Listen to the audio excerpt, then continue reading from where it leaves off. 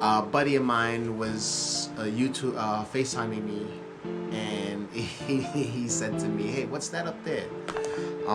Sure enough, I ripped it all off the wall. And what's up, YouTube, and what's up to all my FPV and RC viewers.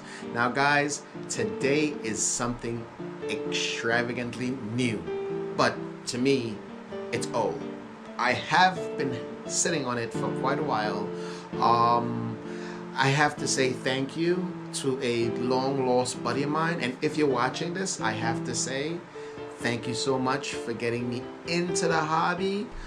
He goes by the name of AKA Alex FPV, and a couple years ago, it was very interesting how I met this guy, but we hit it off and we started meeting up in various places, flying quadcopters, and we started interacting with each other, and finally we started going out and flying, which it came to an end a couple of years ago. But I have been sitting on something that he actually gave to me, and I have been sitting for it for at least 6 years. 3 years ago, I picked it up, started messing around with it, broke it, didn't know nothing about fixing it, didn't know nothing about it at all. And here I am 3 years later. I'm here to say I'm gonna put it to the test, put myself to the test, because mind you guys, I never flew anything like this before in my life. So I'm actually putting myself to the test and bringing out this guys to you. This is the wing that Alex, aka FPV, gave me back in the days. Now guys, I'm so happy to have this in my possession and having experience on it, which I burnt out the whole board, and mind you, I got it working again. So I installed a camera system onto it that I had on one of my quadcopters, and it came out pretty well, and I'm extremely excited to try this guy out. Now, it is a little heavy. Now, I've been watching some videos on YouTube on how to fly this. I attached my GoPro onto it. Now, it may not happen where my GoPro is going to stay there because it's feeling a pretty little bit heavy, but the motor is pretty strong enough. So I'm thinking the rain is actually falling right now, so they probably might not be a FPV video for you guys today. I simply apologize. I'm more of a freestyle guy, not a talking guy, but as I'm in front of the camera and letting you guys know what it is going on, I'm here to talk about FPV. That's what y'all are here for. That's what we're going to talk about.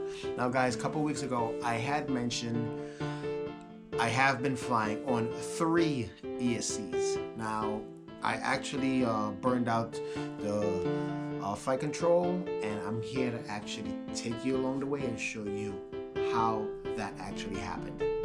Now before I do that, I'm gonna let you know guys, I have been gladly enough to let you guys know I'm just completely flying all the old stuff that I have. Here are these guys, here are these guys. So now what I do is I twinkle on this old stuff that I have, meaning the flight controller, the ESCs. Now what I'm going to put you on the bench and show you is a ESC connected to a 4-in-1 ESC, which it has told it was not able to be done, but it could be done. It's not that hard. It depends on the flight controller you are using in the process. Anyway guys, without further ado, let me jump on the bench and show you guys what it is I did to make a 4-in-1 ESC that was one ESC broken to make it 4. Now guys, now I'm here jumping on board on the bench showing you how I end up putting a 4-in-1 ESC. One ESC was blown on the 4-in-1 board, and what I did, I actually took a single ESC and I connected it to the 4-in-1 ESC, which guys is pretty simple. I will take you along.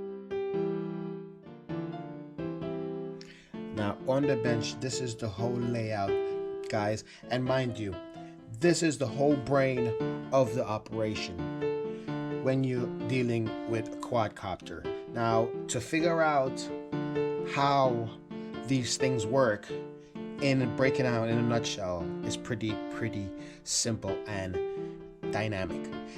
Guys, now mind you, this is just a layout of the stuff that I prefer using.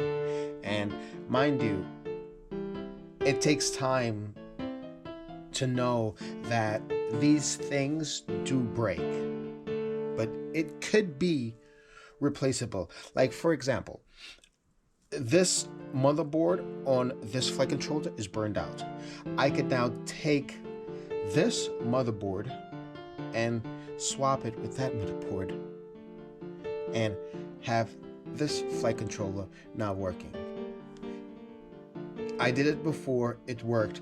Now, mind you, my 3 ESC was working on this ESC only, and this is a 20 amp ESC. So what I did, I took a single ESC, connected it to the power wire, and direct the control wire to the flight control board.